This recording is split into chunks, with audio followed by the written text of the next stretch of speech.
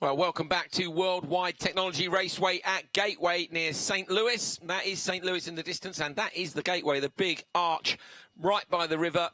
Beautiful city centre, which we visited yesterday to go down and watch a baseball game. Never seen a baseball game before, I have to say. Bucky Lasek has seen a baseball game before, haven't you, Bucky? Yeah, I've been to a few of them. I've actually thrown out a couple pitches. Yeah? First pitches, yeah, which is pretty awesome. cool. Yeah. Were you any good?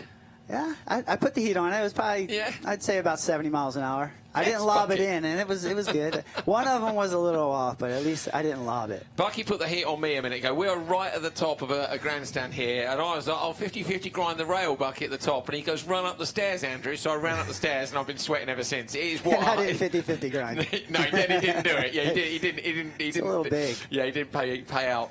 But it's like 100 degrees out there. It's very hot. Super hot, and even hotter in the cars. We've had some hot action out on track as well. This is what happened earlier on today in Q1. So, great start for the two Subarus in the very first race of the day. Scott Speed getting away from the line ahead of Tanner Faust. Atkinson trying to go around the outside, but Tanner just managed to hold on in the Beetle as they went onto the first dirt section. Atkinson jokered early in the race, and in fact it wasn't long before Scott Speed had jokered as well, leaving Tanner Faust out front trying to hold on to the position. He was very committed on the joke lap, moving the car around, taking every inch of the track. Speed managed to get back past him, but he did hold on to that position from Atkinson, and that was how they finished. So first blood to round one winner, Scott Speed. Race 2, and another brilliant start for Sandell on the insides of the Subaru's doing a great job of the 40 and making it hard for them. Arpin was alongside.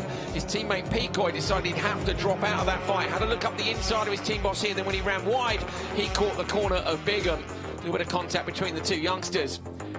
Pecoy jokered very early on in the race, give himself some time to hunt them down, and hunt them down he did. Look at this, manages to get Bigham on the very next lap when Bigham takes the joker.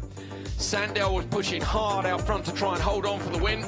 He went joker, Steve Arpin followed him in the background, and when they came out for the merge, Pecoy was almost there. He managed to get past his team boss, so it was Sandell and then Pecoy. Here are the standings then at the end of Q1. It was Scott Speed who took it from Patrick Sandell, Tanner Faust, Chris Atkinson. 3 Subarus in the top 4. Travis Pecoy beating his team boss Steve Arpin. Cabot Bigham in P7. So it was a good session, Bucky. Subaru looking super strong off that start down there. Yeah, they definitely brought it this race. They brought it. They've been hard at work. They're always hard at work, even when I was racing with them. But the guys found something, and you bring Scott Speed into the car, then he's going to put it down. Yeah, he is, absolutely. And Tanner, I say, was having to pull gears early to try and find a way through. You know, a fantastic performance from him off the start. But we're not sure, did he have too much wheel spin? Did he get it wrong? I don't know. We're going to find out soon enough, of course, because Q2's coming up. So they're competing on this brilliant new track at Gateway. Here it is. Brand new Rallycross circuit in the middle of the speedway. 1,091 yards is the circuit length, 1,122. It's a short joker, as you can see, right-hand side of your screen. 55% asphalt, 45% gravel. The direction of travel here is clockwise with a very fast run in off the start line.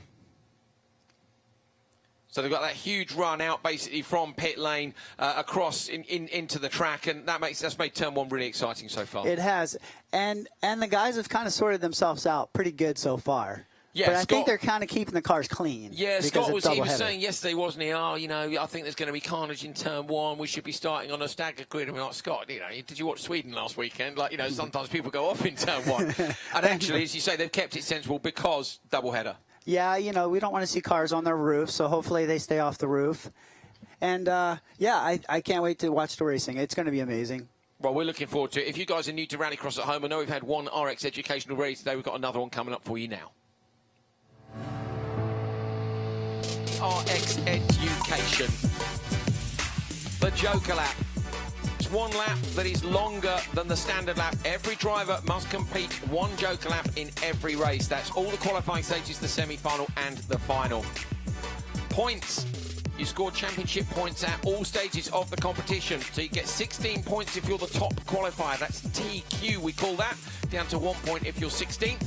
The top 12 go through to the semi-finals. It's 6 points for a win in the semis, down to 1 for 6th. And then in the final, you get 8 points if you get the win. And then it's 5, 4, 3, 2, 1 from P2 down to P6. The champion is the driver with the most points after 6 rounds.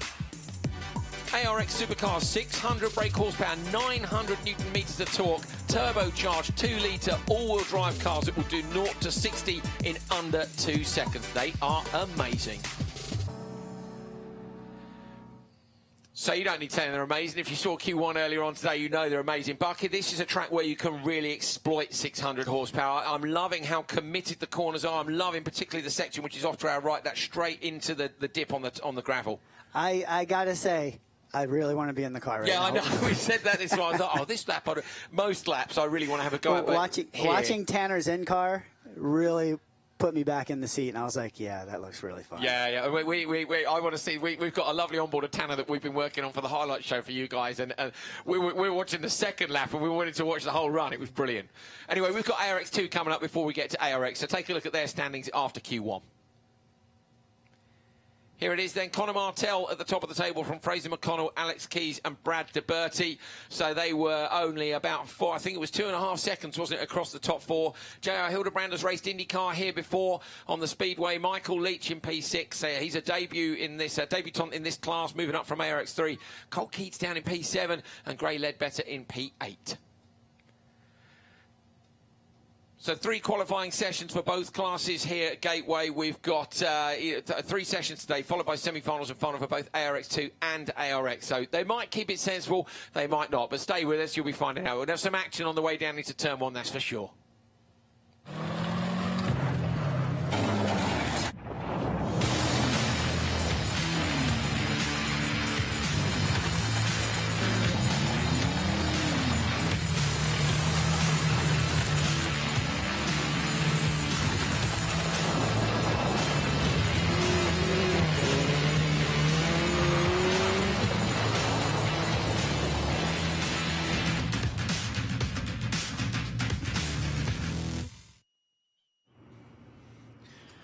ARX2 cars are lining up to get out and race again. Bucky, how hot will it be in those cars? We were saying it's about 100 degrees here. I mean, you and me are both... I've raced in the UK. I've never had to race in this kind of heat. It's hot, man. Yeah. It's just sluggish, like dead dry heat. The humidity is bad. I was talking to Fraser McConnell earlier, and I was like, do you run a cool suit? He was like, nah, man, it's only 6 laps, or, you know, depending, 4 or 6 laps.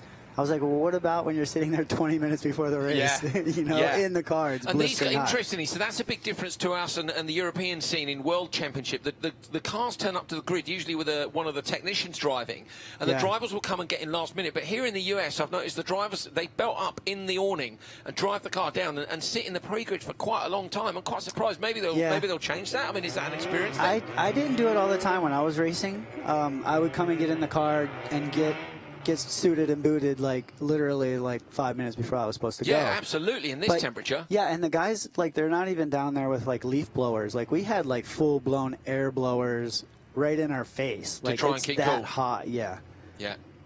Because it affects you. Yeah, it does. Well, it definitely affects you. We talked about this as well before in World Championship, where the thing about Rallycross with the adrenaline, when you get in a car and you do an hour stint, it's okay. But when you're in and out of the car all day long, it's very, very wearing indeed, where the adrenaline comes up and down. And that's what these guys are going to be suffering from as well. So and we're on to Q2.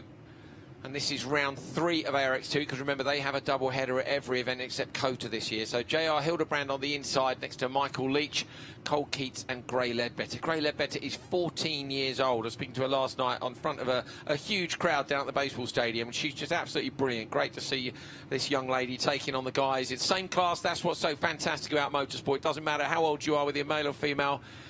You know, whether you're differently abled even. We've got several drivers who use hand controls in World Championship, and everybody gets to compete together. Yeah, Gray's not looking to be a good girl here. She's looking to smash the boys, and that's what I love about it. It's irrelevant that she's a girl. Oh, great start there. Gets off. Michael Leach, Michael Leach, but Hildebrand's back to hook up as he goes up through the gears. And you can see there, Colt Keats has gone to the inside line, and that's cost Michael. So Michael, with across the dirt there, where the dirt is on the tar, he ran wide, didn't he? And ended up he went just really losing a place. Absurdly wide. I don't know why he went so wide. Hildebrand pops the car back up. They don't use as much curb as the supercars do through there, Bucky. I would imagine like you wouldn't want to use all of the track in these cars because they don't really have the power to push you through all of that. So you kind of don't want to use all the track. And I think he got caught there using all the track, and the cars just didn't have enough power to hold. hold the spot. He's jokered Michael Leach, and he's already onto the back of Gray Ledbetter. So that's actually not a bad move by him. He ran a little bit deep on that joker lap, so it's maybe not the perfect lap. Hildebrand pushing hard with Keats up behind, and they'll now have to watch out for Michael Leach. So Michael did ARX3, Bucky, last time out, and there's a big difference between the buggies and these all-drive ARX2 cars. There's a huge difference. The buggies are all, you know, two-wheel drive, rear-wheel drive. These are all-wheel drive, limited in power. I just feel... Keats goes joker. Keats joker. I just feel like, I don't know how much seat time he got in these cars, but it's not a car. Oh, very close merge there. I just feel it's not a car you can just jump in. No, absolutely, and he was right up behind Gray on the previous lap, and he's dropped a little way off the back there. They're quite tricky little things to drive. I've actually had the pleasure of driving one back at Silverstone in the UK, and certainly not something when you're trying to keep up with the top guys. And, you know, look at JR. I mean, this is a guy with a lot of experience. Not so much experience at Rallycross. Interesting to see him back again this weekend and clearly loving it. And Sage yeah, this Karam, will be his first win right here if he pulls this off. Yeah, good shout. So Hildebrand hoping to hold on out front, uses a lot of curve that time. I wonder if he'll go joker this lap. No, he's going to wait until the last lap, so confident that he's got the lap time to beat Keats. Big push there, big push. Yeah, and Keats is going to be fairly close behind then. I think this is going to go wide. And what do you think the joker's worth? I think it's about 2.5 seconds. But we'll see right here. Hildebrand ran really deep there. It's going to cost time. So Hildebrand ran really deep in the dirt. I think Cole Keats is going to cut that gap, and he does big time. Totally has him. So just got a little bit low, well, a little bit high in the corner, but in that dip where it drops down low in the road through the long right-hand. I'm loving the elevation change. As always, TV kind of takes the edge off elevation change, but each of the gravel sections has a flow to it, doesn't it? And it's a 3D flow, up and down. He's going to go joker this time, Hildebrand. And on the inside, you can see Cole Keats has got it. So Cole Keats keeping it tidy up. Hildebrand should get extra exit speed here. Look, and he's going to look on the inside. Hildebrand going up the inside on the run to the dirt. That's the first time we've seen that this weekend. Around the outside now, Keats gives him a little nudge. Hildebrand's going to take the right-hand side of the road. He's got the inside line now for the run to the line. JR Hildebrand versus Keats. Keats is in the dirt, finds the tar now as a run to the line. Hildebrand takes it. Keats drops in. And Ledbetter wasn't far behind. So Bucky, we saw that in Supercar, didn't we? But that was the first time we've seen the slingshot effect. The exit from the joker's slow, but that was so much faster down the straight. They have another 100 feet or so of straightaway to get that momentum built up to reel these guys in, and that's what happened to Keats right there. Keats, I thought he had JR. So did I. I thought he had him. In fact, he should have shut the door, because if he shut the door earlier, you know, Hildebrand wouldn't have had the chance. And I reckon he was there, and then you'd have seen him come up alongside. Damn, should have closed it. That was beautiful. Yeah, JR. Well done, very, very tight. And a good bit of door banging as well. You know, it's a very different style of racing to open wheel racing. JR Hildebrand takes it 3 minutes flat. Cole Keats, look, 4/10 behind. Gray Ledbetter, only 1.7 off the back of them. A little bit of a battle, a little bit of contact as well. Unfortunately, Michael Leach with a DNF, as you saw from one of our shots just a moment ago. He's out on the track. So this is another look at the start. Michael Leach actually got a really good start there, didn't he, off the line? But he then makes the mistake of giving Hildebrand a little bit too much room. His spotter should have tucked him inside there. So around the long right, dropping off onto the gravel. Michael Leach went joker on lap 1, having lost out at the start. Cole Keats and JR having a fight. Keats went to the joker first. I wonder if we'll see the mistake that JR made. That's another close merge as well. A couple of good merges in this one. So this is the mistake, JR. It just got off the clean line, Bucky. Yes, he got into the soft fluff there, and a lot of wheel spin, kind of hung it out there too long, and Keats was able to reel him in and make this a race. Yeah, now this is the end. This was that fantastic move. Look on the inside. Keats looks to have got him clearly. You can see the dirt. Obviously, he didn't find the traction. Hildebrand fires it up the inside. Absolutely flying. Look at this. Nice bit of contact. Fair contact. Side-by-side contact. And then a brilliant, brilliant race to the finish line. Keats nearly found the traction, but it's JR Hildebrand who takes the win.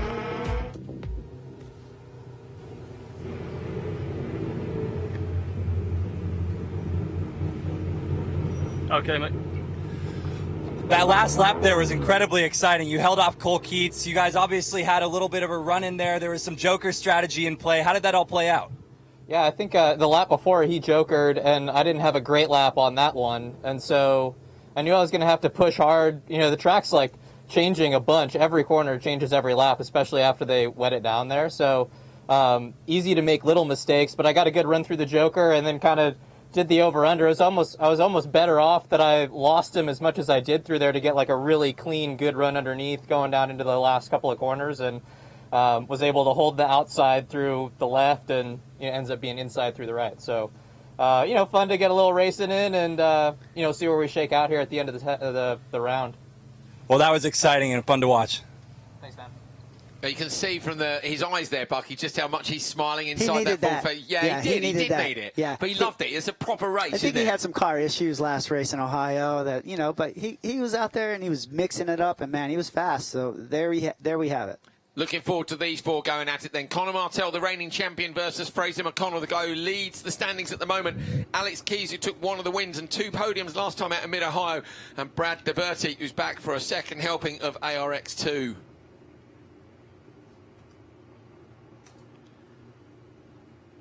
They're going to be sitting, baking in those cars. Oh, man, this race is going to be hot. Yeah, it's going to be good, isn't it? Form. Yes, very much. Revs up high, watch for the orange light, bottom right to go out, wait for the green. Fraser McConnell, fantastic start, but Martell on the inside hooked it up as well. So it's Conor Martell versus McConnell. The run to turn 1. McConnell's going to try and go around the outside. He thinks better of it, slots in. Alex Keys, and he's got the inside. He's got him, pushed him wide. So Conor Martell gets pushed wide. Alex Keys goes underneath him as well. He's lost 2 places. So Alex Keys and Fraser McConnell. McConnell with a great move through turn 1 there, Bucky. That was beautiful how he held the inside line there and did a little over-under. He probably felt the momentum that Martell was carrying through that corner and was able to just kind of lift off a little and tuck it in. So Conor Martell does joke at that one. Oh, every inch of the track right up over the curb as well. There's a lot of dirt in the road there, and I wonder if they're struggling for traction on the standard lap too, which is meaning that we're seeing that slingshot on the next one. And he's run down. You can see how it's so inconsistent right now, and everyone, Fraser is the man. We got a car cutting course there. That's what we want to see, though, isn't it? I want to see these guys challenged, and the proper dirt, like we're seeing here, proper loose dirt, is making them work for it, Bucky. Yeah, he is. But you can see the mistakes. It's very inconsistent, so this is up to the driver here to not overdrive, but yet find the pace. Look at the difference between McConnell and Keys in the line. McConnell has come out super wide on the jump and had the car broadside on the run down it. Keys has come over it tight and braked in a straight line. What's he thinking? McConnell's got more of that rally style flair to him, where Keats, he's more of a road racer. Yeah, keeping it smooth behind. Not a lot of difference in terms of lap time from there. Yeah, 0.6 on the last lap. McConnell was 0.6 faster than Keys. And that's about what the gap is now. Needs to keep it tidy. We're on 3 out of 4 laps. Only Martell has joken. Martell is 2.8 off the back of the leader. So for me at the minute, Martell's not going to get either McConnell or Keys. I wonder if either will go joking out just to try and guarantee it. Look at the difference again in the line. It's staggering. You're talking a full 3-car width different line. Look at that. Look at that there how he's hanging it out.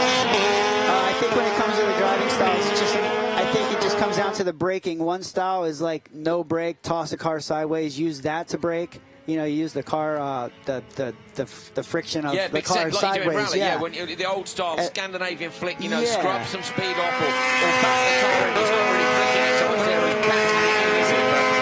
Martell can't make headway into the gap. It's gone up, I think. It's 3.5 now. It was 2.8. So Fraser McConnell, who don't forget is racing in the World Championship Support Series RX2 as well, putting on a real show here. Keys has gone with him. He's a second back now. So what's going to happen on the outside here? Watching the drivers on the standard. It's only Martell. Martell's way closer than I thought. He's going to get him, though. Keys gets underneath him. Great. Look at that. Bucky Lasek bang on it. The extra exit speed. But I didn't think Martell would be this close because he was, 3.5 off the back. Martell's not finished yet. Right here. Here he goes. He's going to go inside right here. Going to look underneath him, try and find the traction. Keys is just going to hold on. So it's a great joke that merges. I hope we see some of that in Supercar as well. I'm loving the layout here. I have to say, Q1, everyone was, a little bit more... Well, it's a random draw too, so you don't get the quick guys in together. I love it when you get the quick guys together like we do from Q2 onwards. You always get a bit more in the way of fireworks. But fireworks there from McConnell with a 252.1. He wins the race and he wins the session. He wins the session from Alex Keys, Conor Martell and Brad DeBerti because everybody in this race went faster than everybody in the first one. So Michael Leach with the DNF down at 8th, and it's Ledbetter, Keats, Hildebrand, DeBerti, Martell, Keys and Fraser McConnell with the win in Q2. Good start from the two on the inside, Bucky. Such an even start, but Fraser here's clever. Yeah, Fraser is clever. Watch what he does here. tucks right on in, knowing that Connor was going to send it a little bit too much. And Keys just takes advantage of it as well. It's that dirt, isn't it, from the last corner, where the dirt from the last corner on the stand lap is pulled over the tarmac, and it's the only time they have to cross it. They cross it on tar off the start. Normally they come out on that part of the lap, but they're having to cross it, and Martel, ran 4 feet wide, and that was it straight under him. Yeah, and then you see some of the exits on the Joker here. Martel really hard into the apex of the apex curbing. He did well, I have to say, Conor Martel, with to have managed to get the result that he got, to get as close to these guys as he did. At this point, I really thought Keys was going to be way clear. I mean, Keys did get him here, but, you know, it was thanks to the extra exit speed coming from that lap. Keys holds on, hugging that inside line, but it was McConnell who took the session. Fraz, there was quite a bit of carnage out there in the qualifier before you and that one, but you managed to stay out of it and stay in the lead. Was that the strategy all along? Yeah, we had a good start and went down to the first corner with Connor. Tried to take him as late on the brakes as I could and then set him up for the nice over on the pass. So once I got him on the pass and took the lead, I head down and put in as fastest laps as I could. I heard the spotter said we had 4/10 fastest lap, so we're headed in the right direction, but it's a lot more racing to go today. A good start seems key for this track. Yeah, I mean, these cars, they're really tricky to get to start with, but we've figured it out, and I think we're going to have a good weekend. Great. Well, good luck the rest of the weekend. Yes. Here we go then, Fraser McConnell leading after Q2. Conor Martel won Q1, but look, Fraser McConnell wins Q2, and Martel is only down in third because it was Alex Keys who got the P2 in Q2, so that means that it is McConnell who's at the top of the table. In fact, if they'd been equal on points, McConnell would be at the top because it's the last session which counts if there's a tiebreaker. So if you were fastest in the last session, you'd be top if they were equal on points, but they're not. It's McConnell, and you saw the smile on his face. We figured it out, and he means they figured the starts out in these cars, and that means that Fraser McConnell is going to be tricky to beat for the rest of the weekend. Double header, as always. You can't count out any of the guys behind. DeBerti, Hildebrand, Keats, Ledbetter, and Michael Leach as well. So very much looking forward to one more session before semis and finals later on today for ARX2.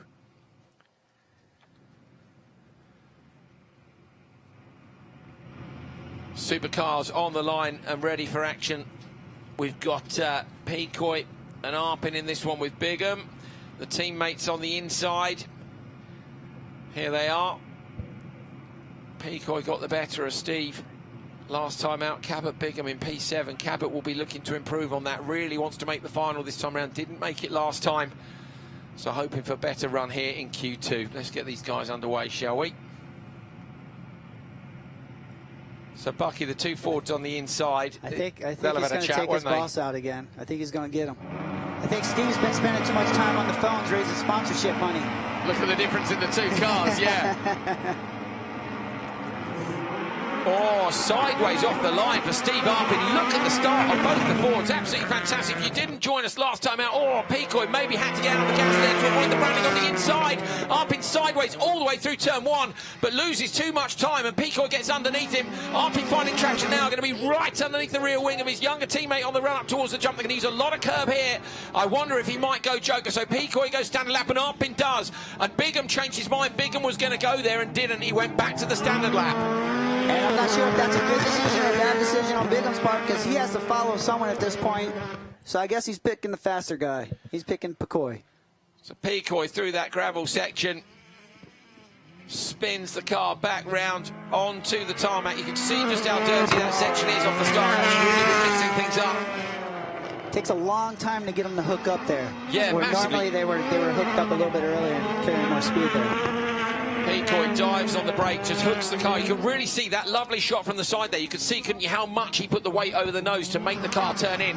And what, look at that accuracy as well. So watch Peacoy as he comes down through this super committed right-hander. He's going to drop it off over the crest. Brilliant shot, and you can see there just how fast that is. Really gives you a great impression of the flow of this track. This looks like one of the most fun tracks to drive. Very much. It's high speed, isn't it? You know, there are big braking zones, but there's nowhere where you really are. Probably the biggest braking, well, the slowest speed is the Joker corner, isn't it? Everywhere else has got flow to it. Your left foot braking, you're rotating the car on the dirt. It's just a lot of fun. The cars just look happy, and a happy car is a happy driver. Smiley cars. Bucky says the cars are smiling, and I concur. They definitely are. Here we go again. Peacoy, look at this. Into the right, look. Down on the brake, in, drops off through, chuck it back the other way. Bigham's trying to go with him. What's the gap? Cabot Bigham 2.3 back. Steve is only 1.1 off the back of Cabot Bigham, so I think Bigham's going to lose out here. And it will be frustrating, won't it, for Cabot to be looking at Travis just in front of him, pulling away. You know, neither of these guys are jokered. He's going to know now that he's got Arpin breathing down his neck. Yeah, he's not. He kind of knows in his mind that he's going to end up in third right now. Peacoy over the crest into the Joker. Very similar line that we saw from Tanner Faust in Q1. Out towards the curb, gets the car straight, immediately cuts to the inside. I really wanted to see that merge right there. Yeah, in the background it would have been tight, wouldn't it? But Peacoy leads. Let's see who's in. Oh, they're still side by side. So Arpin side by side with Bigham in the distance in the background. And in fact, he is in front. So Steve Arpin has got in front. Bigham has a look up the inside. So 1.1 between them. That was tighter than I was expecting that to be. I wonder if somebody shut the door on the straight or something, because we were seeing an ARX2, weren't we, that 3 seconds was kind of the difference between it. I know Arpin went wide, and I think he got in front of Bigham as he was exiting. Is my guess. That's Peacoy with a great win. What's the time? 2:39.3 compared to Q1. That would have been enough to see him in third place. So the track may be faster, or Peacoy may be faster, but it's Peacoy from Steve Arpin and Cabot Bigham. Off the start, the two Fiestas were doing a fantastic job here, Bucky. But, you know, hanging it out around the outside. Look at Arpin here. Arpin, you would think that he had it with the speed entry, but it actually hurt him more mid-corner. Crossed up the whole way through the corner, wasn't he? Like, not a lot. What, 10 degrees of opposite lock? Yeah, McCoy was able to find the grip in his tires and tuck it in. Great job by him. This was Arpin's Joker, and we thought Arpin was easily going to get Cabot come the end of the race. Not at this point, but he closed him down during the course of the laps. And we didn't see the merge, unfortunately, so I wonder if we might see it on the replays here. There's that super fast run. So in the background now, see if we can see anything that happens. There's Cabot Bigham coming through, yeah. Here. I think we're going to miss it again there. Yeah, and so it was tight between them, but it was Peacoy who took the win. So nicely done, Travis Peacoy. Arpin and Bigham close together behind.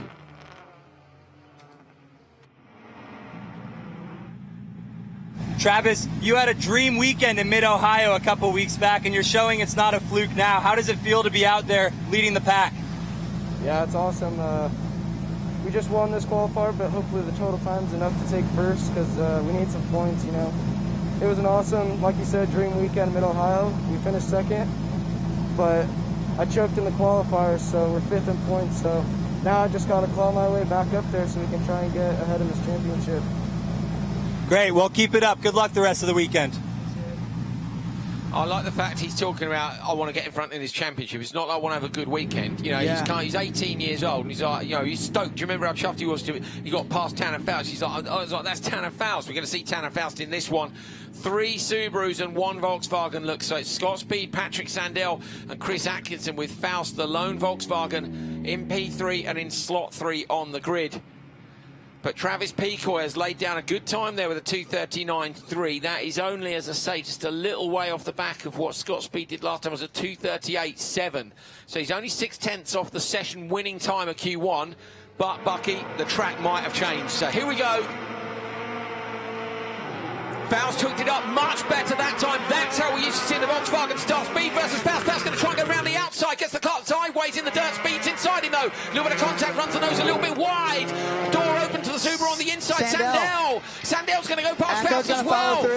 On 3 Subaru's going to try and get him. He's got the left-hander now. He might just hold on to P3 from here, Bucky. I think he might go Joker, but it will depend if anyone goes in front of him. Speed goes. He's gone. Yes. Faust to the Joker. Right decision. Very good decision. I'm sure Spire was in his ears, or Tanner's actually smart enough to pull it off himself. I'm relieved to see their pace off the line, because I was concerned that Subaru had found something so fundamental that the others weren't going to be able to keep up off the line. Faust proved there that the Beetle has still got a strong start in it. Yes, he does. And Subaru, of course, has definitely found something, because to be competitive with those Volkswagen starts, it was unheard of up until this point. Absolutely, absolutely. It was a brilliant start by Speed and by Faust. Faust tried to chuck it in over the dirt and get the car sideways and into the apex, but Speed's nose was in there, and that's perfectly okay. Sandell goes Joker. Watch in the background. Well, Tanner, where's Tanner gone? Tanner's dropped back to the back of the pack. I saw Ratco come over the crest. Tanner, I thought he'd made a mistake, and he's on a go slow. Tanner Faust on a go slow in the back of your picture. The Volkswagen, after a great start, has pulled off the side of the circuit from the common. There you go, you guys can see it. Faust is out of Q2. Front left puncture, we think, so Faust has pulled off the circuit. We'll get confirmation for you. I would have thought he would have tried to carry on to not get a DNF. But back to the battle of the Subarus. So Sandell and Atco are both joking. Sandell is 2.4 off the back of Scott Speed. Scott Speed, though, is going to hold on and go on the last lap.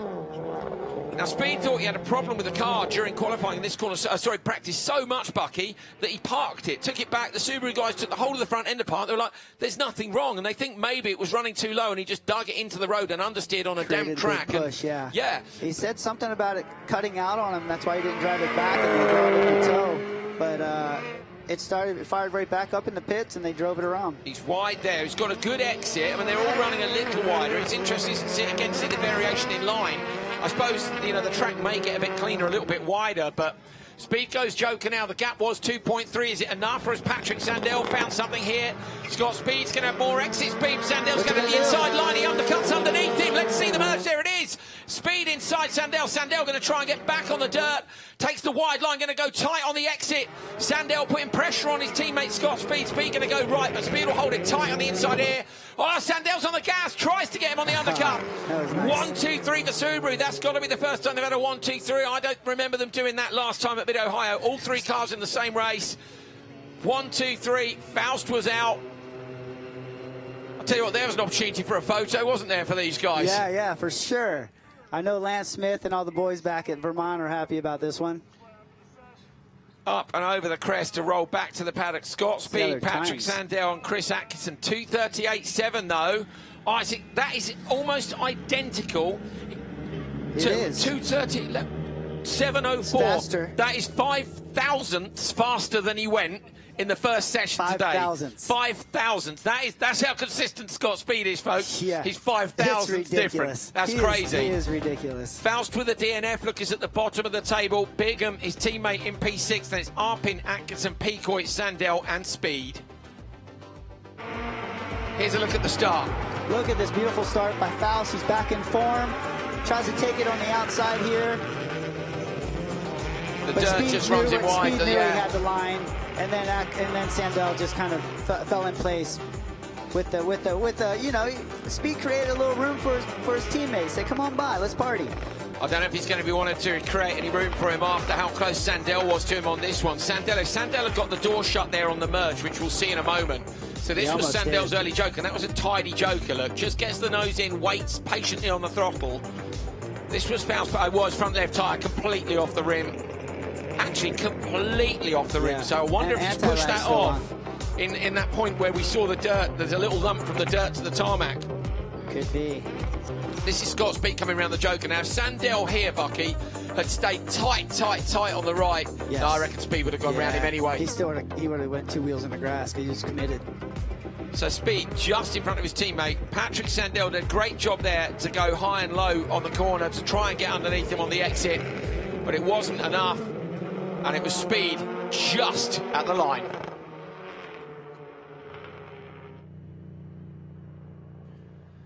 So here are the standings then at the end of Q2. Scott Speed with 2 wins at the top of the table. Patrick Sandell is in P2 with 2 second places.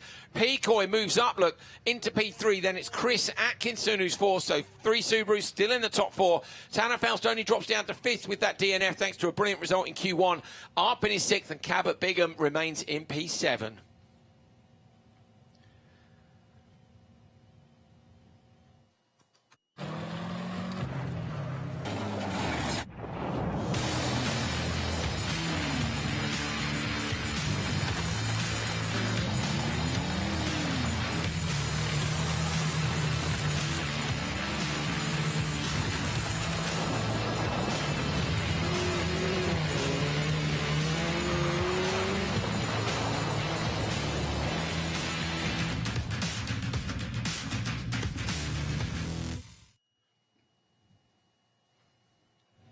So Scott Speed looking super impressive. I was pleased to see Faust with that great start because I did think it's maybe I thought nobody he was able going to to make it stick. Yeah, so did I. Yeah. And then obviously the puncture, retirement, and he drops down the table. So Scott's looking dominant here. You know, everybody else needs to try and nudge into that championship advantage. I know it's only round 1, but by the end of this weekend, it's the end of round 3, and then we're halfway through the season. Picoy looks like he has the pace for sure. Yeah, what was he, 8/10 off the... And Scott Speed, 2 times within 5 thousandths of each other is insane. That's let me just say how crazy that is to be this consistent